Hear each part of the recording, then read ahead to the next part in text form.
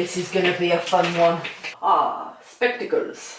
Howdy diddly everyone. Right, so I'm really excited about this video. I've been planning and organising my own world travels for almost a decade now. So I thought, what would be more fun than instead of organising something for me, because I've got a lot coming up in June already, I don't need to be doing any more sky scannering, I organise your trip for you. So I went over to Instagram and I asked, hey, bit of fun, fill out this quick little Google form, answer a ton of questions, and I will plan you your trip. And the response was overwhelming. With that story, I received over 200 responses. I expected a few. I only wanted to pick 2 or 3 for this video, but no, you guys came in hard. This is all just a bit of fun. I asked a bunch of questions which I'll go through. I've picked 3 people who I have planned trips for. Just a bit of fun, maybe it'll give you a little bit of inspiration, and I just love planning. I love that stage of my travels, of the finding that cheap flight or that little cute Airbnb in the mountains.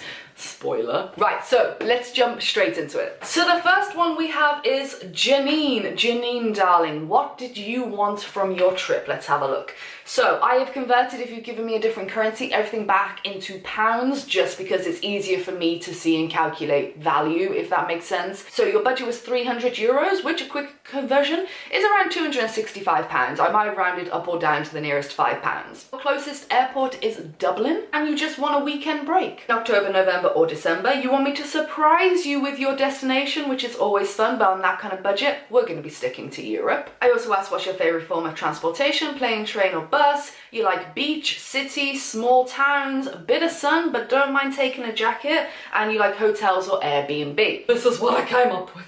The moment you said that you liked city and beach, I thought, okay, city, close to a beach, city, close to a beach, and you kind of want a little bit of sun, you're not going for extreme cold weather, but you do want to kind of go away in winter time, autumn, winter time.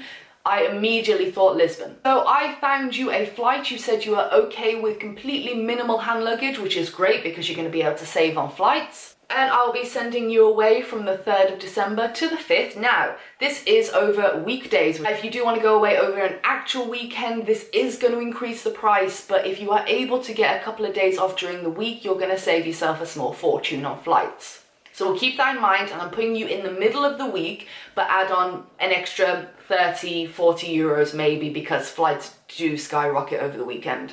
So that came to £51 for your return flight from Dublin to Lisbon. Now you said you did want Airbnb or hotel, so I looked on Airbnb, and one question I should have actually asked is, are you okay being in like a shared property? So I've given you both. If you want to be more of like a shared property, like a private room in a shared property, then 2 nights will set you back around £39. This is the one I found for you on Airbnb. Great reviews, great location. If you want an entire place to yourself, which I can definitely relate to and understand, where you just want your quiet time, your relaxation time, you don't want anyone else around you, especially in the evenings where you just want to relax, then I found an entire place for you on Airbnb, which will rocket up to £106. Yes, £106 for 2 nights, but it is really, really nice. Now, you did say you like to try the local cuisine, so I had a little look while I was on Airbnb at their experiences. If you don't know, Airbnb do experiences as well, and there is a food tour. It's 4 hours,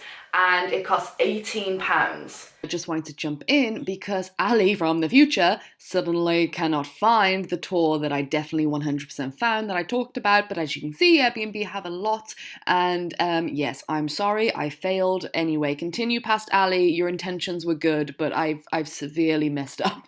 And they'll take you to local bakeries and get you to try local food and things like that, so that sounds definitely up your alley. You did say you like beaches, and in December, it's definitely not the time for a bikini or to go for a dip. And as I've never been to Lisbon, but have a beautiful, wonderful friend who is from Lisbon, Ishi, all hail the Ishi, I went and asked her what she would recommend. You got 2 days, so if you fancied maybe 1 day staying, chilling around the city, doing the food tour, seeing some of the tourist attractions, jumping on a little tram, you know, all the good Lisbon stuff, and maybe the next day you wanted to go out a little bit, Maybe you want to just go for a little wander along the coast, grab a jacket and a scarf, you know, it's not going to be hot. But I want to give you that option. I said to Ishi, my love, I'm doing a video where I plan a few trips for them, and one of them I'm suggesting they go to Lisbon. I have their first day exploring the city and doing some sightseeing, but they also really love beaches, which is why I picked Lisbon.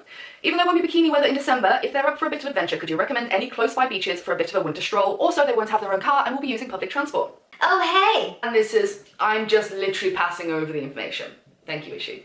So if they don't have a car, the only beaches accessible from Lisbon are the ones in, I'm gonna butcher this, Cascais? Ruined it. Several, they are mostly all accessible by train, and there's a train from Lisbon to Cascais, again, sorry, all along the coast, but there's no way you can sunbathe or swim.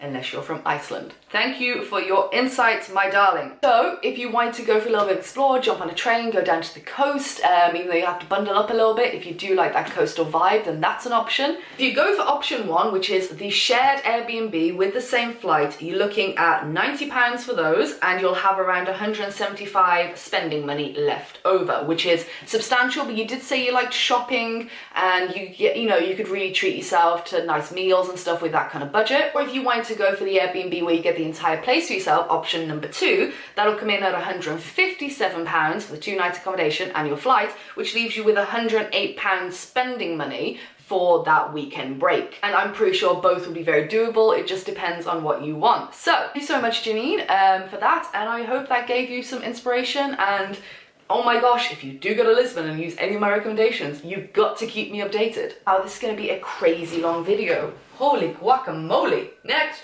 The next one we have is Becky Owen. Becky, darling, how you doing? Becky has £1,000 to spend. Her nearest airport is Manchester. She wants to go away for 1 to 2 weeks in October, and you want me to surprise you with the destination. For going alone, and your favourite form of transportation is the bus. You said beach and city bring you the most joy. At this point, I already knew where I was going to send you. I didn't even have to look on Skyscanner using the everywhere button. Son, but don't mind taking a jacket. Mid-range, you like hostels, but in private rooms. I can appreciate that because you want to meet some people, don't you, Becky? You want to meet people, but you want alone time. Like sightseeing, shopping, and trying local delicacies. Checked luggage is essential, so this is going to play a part in your flight prices. And you are down for some adventure and some chill time, but the most important thing you want to take away from the trip is to feel recharged and relaxed. So immediately, Becky, I knew I would send you to Croatia. 1 to 2 weeks is not a great deal of time. I think when I went to Croatia like 7 years ago, I did like 3 weeks going down the coast, but never fear. So I want you to fly into one place and fly out of another. So here's what I found for you.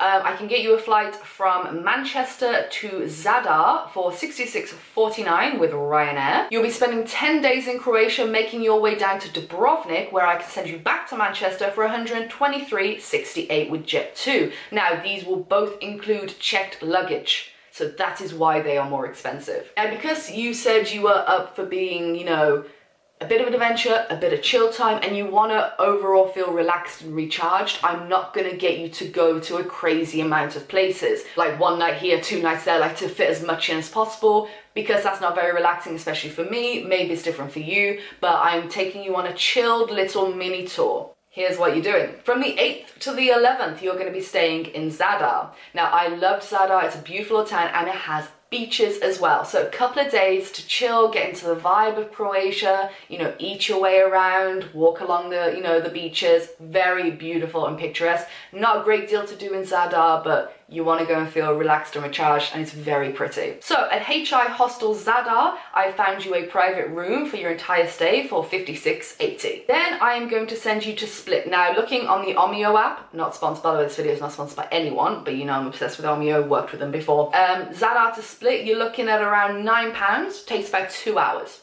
So there you're going to stay in Split for 3 nights. And I found you at Co-Paradise Green Hostel, a private room for your 3 nights is £83.06. So from Split, I was then very tempted to send you out to one of the islands. I went to Var. I always pronounced it Var. It's H-V-A-R. It could be Hvar. I've always pronounced it Var. I might be wrong, someone's gotta tell me. Really beautiful island, but I didn't want you like spending one night split and then getting the boat and then checking into another place. Again, you want to chill. But you can do day trips to the islands. Some of them that I found online, just doing a really quick search, you might be looking anywhere between like 60 and 90 euros for a full day boat trip, but probably best to just leave it till when you get there and then just have a bit of, you know, a look around, a search and a haggle. So that way you're not rushing everywhere, checking in and out, dragging your bags everywhere, but you can still get a little taste of the islands. Then from Split, I'm sending you down to Dubrovnik. Having a look again, that's gonna cost around £15 by bus to get there. It does take around the 4-hour mark, depending on the bus you get. For the rest of your time, you're gonna spend in Dubrovnik. The 14th is definitely gonna be a complete travel day on the bus, you know, checking out, getting to the bus station, getting on the bus, coming back, getting into your new place, settling in is kind of just a travel day. It's probably the most expensive place you can visit, and I was really lucky to visit Dubrovnik before Game of Thrones blew up. Because apparently now it's a whole different ball game going into the walled city, like into the old town and stuff, and I'm just so glad I got to do it when, I mean, it was busy when I went, like 7-8 years ago, whenever I went. Now, apparently they have to put limits on how many people can go in. Wild. But I did find you a place, Hostel 365 for you, that's the name of the hostel, for £118 for a private room. It's chilled, you got 3 main places you're going to be hitting up. You got a bit of beach time in Zadar, and then you can get some island time in Split if you're willing to just spend a little bit more. Now, your flights came to 190, your hostels came to 258, totaling 448, which will leave you £55 per day spending money. Croatia is pretty budget friendly compared to Western Europe, so it's definitely doable. And again, if you want to do boat trips or anything like that, then just maybe take a little bit more money and treat yourself to seeing a little bit more of Croatia on your 10-day trip. So Becky, I hope that was helpful, and I hope you do visit Croatia one day. Right, the last one, it's a beast. Our last entry is from Kim. Kim, your nearest airport is Sydney. You have 5,000 Australian dollars to spend, which I have converted to 2,714. Let's do 2,700, just to be nice. I go for 1 to 2 weeks. Anytime, and you want me to surprise you. Now again, it's like I can predict where I'd actually like to know if my predictions are any good. It's like when I read these questions, I'm like, I know where I'm sending you immediately. You did say you were traveling with a friend, partner, or family member, and what I didn't do in this questionnaire is indicate whether your budget was just like each or for the whole party. So I have planned it as if that's 5,000 Australian dollars for both of you, okay? Because it's better to do it that way than to do it the other way. Your favourite type of transport is planes and hire car. You like mountains and small villages. I think you know where I'm sending you. Oh my gosh. Bit of sun, don't mind taking a jacket, mid-range, Airbnb. You like sightseeing, hiking, walking tours, adventure sports, cycling around. You know where I'm sending you. Minimal hand luggage, and you're down for a bit of adventure, a bit of chill time. Hire car, mountains, small villages, adventurous sports, hiking, cycling. I'm sending you to New Zealand. Right, Kim, this is what I got for you. So again, £2,700 for 2 people, so everything will be based on 2 people with the prices I'm giving. Now, the flights I found, I'm going to send you to Queenstown, and I'm going to get you a return flight out with a hire car, but we'll get on to that. So flights were around £189 each, so 378 for 2. Again, that is with no extra luggage. That's really minimal what Jet2 offer you. Then I'm getting you a car hire for 10 days. All right, darling, I'm getting you a car hire. That's how you see New Zealand. We had a wild time in New Zealand. We did a huge road trip of South Island. We spent a year in New Zealand, and I feel like very prepared to give this itinerary, kind of ish. 10 days is not a lot of time. We're traveling from the 11th to the 21st of October, by the way. So it will be spring, it won't be super hot, you'll definitely need to wrap up. Temperatures do plummet still in the South Island in October, but it shouldn't really be snowing. Really. And you're gonna save quite a bit of money by not going in peak season over the summer, even though it is gorgeous in the South Island in summer. Going just before, if you're okay with bundling up a little bit more, save yourself some money and there won't be as many horrific crowds. The car hire is £177. I will convert this all to Australian dollars in the end, I'm really sorry. So I found you a lovely place in Queenstown, Airbnb, 3 nights. You've got your hire car, £310. Now there is so much adventure activities to do in Queenstown. It's insane. You can drive up to mountain ranges, or you can go parasailing, and so much to do. And if you want to watch my vlogs of when I was in New Zealand, everything I got up to in these places, then I'll try and link up the playlist, but the playlist of New Zealand is on my channel. The 3 nights in Queenstown, easy. Get your hiking in, go on your little drives, is it Arrowtown? Go to Arrowtown. Pretty sure that's Queenstown. Yes, do that. Some panning for gold. Really beautiful, really pretty, great day out if you've got a car, which you will have. Then I'm going to send you to the miniature version of Queenstown, which is just the road, called Wanaka. You're going to spend 2 nights in Wanaka because you said you like cycling. Now, I'm not a big fan of cycling. I hit things and fall off a lot. However, I did hire some little push bikes in Wanaka, and it's like a tiny Queenstown. It's so beautiful. Couple of nights there, hire yourself some bikes and go around the water edge and just explore on your bikes, and it's just a very chilled, beautiful time. This is the Airbnb I found for you in Wanaka and completely forgot to mention it. How cute is this? Look at this jacuzzi. Look at the wine. That's clearly my glass. Look, I mean, just look at it. Oh my days, you are welcome in Wanaka, 156 for 2 nights. Enjoy.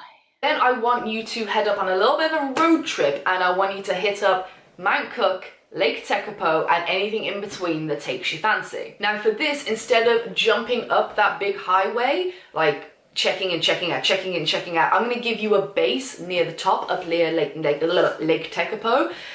So then you'll just have to drive a little bit to get to places, but that's what Scott and I did. We stayed kind of halfway. The Airbnb is no longer available that I was going to put you in. It just meant a little bit more driving every day, but it meant you had a place to come back to and you weren't constantly packing, repacking. No one needs that. So for 3 nights in Lake Tekapo, I found you an Airbnb for £226. Your accommodation comes in so far at £692. Now you might notice you still have 2 nights left. I'm going to leave this up to you, but here is an option. I would love to get you to go to Milford Sound, but gotta go kind of all around the way from Queenstown all the way down and then back up to it. So here's an option if you're up for it. You could do this at the start of your trip. Once you land in Queenstown, go up to Milford and then go off and do Lake Tekapo that side. Or you can do it after. Either way, it's going to be a little bit rushed on your time frame, unless you want to cut out a day from somewhere else. Now, Scott and I stayed up near Milford, so we could spend the night and then leave early in the morning and do our final drive, jump on a boat trip and enjoy. So for those 2 more nights, you can grab a little Airbnb, which I found, which is just in a house, private room, but somewhere just to lay your head after you've, you know, been doing your driving, for £39. And then the morning after you can head up, you know, do your boat trip and then come back into Queenstown for your flight home. Either way, 2 more nights. If you wanted the cheap option up towards there, it's £39. And then maybe you want to do a night back in Queenstown, we'll put you at around £100 a night, depending do you want to stay at the airport, you can drop your hire car off, or do you want to go back into town, leave early in the morning, completely up to you. That's why I'm giving you a little bit of flexibility. We're going to presume you're going to do up to Milford Sound and then back down to Queenstown before your flight. So all of that, your hire car, your flight, all of your Airbnbs, all along your little road trip you're going to be doing, comes in at $2,547. Okay? Which leaves you 2,415 Australian dollars to spend over 10 days, which works out $241 per day, $120 each. I think $120 each, especially because everything else has been paid for, is great. You could go up to Milford Sound and do a boat trip, or you can go and treat yourselves one day to do parasailing or anything like that in Queenstown. You know, you like your adventure sports, so that'll give you a little bit of leeway. But we all know New Zealand, kind of similar prices to Australia. So yes, my camera is about to cut out on me, and it just almost did, so I'm gonna wrap it up here. If you enjoyed this, it was just a bit of fun. It took a lot longer than I thought it would, and I've been really run down lately, so do apologise for the lateness of this video. Ever since I got back from Tunisia, I've been like so overly exhausted and like coming down with something like throat and like achy. Ugh. Anyway, moving on, no one cares. If you enjoyed this, let me know, like, should I do more of these? Should I make it a series? Did you take anything from this? Did anything I say surprise you or enlighten you? Or were you like, no, Ali, those were terrible recommendations. That sounds like a holiday from hell. Please do let me know what you think. And yeah, maybe I will do this again or make something of it. I don't know, but it was a lot of fun. Hope you enjoyed it, and if I did select you and you want any specific links from anything I found for you, do let me know and I'll shoot them over in an email or something. But yeah, this was a lot of fun to do. Loving leaving before my camera explodes. Subscribe, like, Instagram, Twitter. Don't bother with Facebook, I'm not really on there anymore. Twitter and Instagram really, they'll just find me on Instagram. Loving leaving, shutting off for the final time. Right, bye.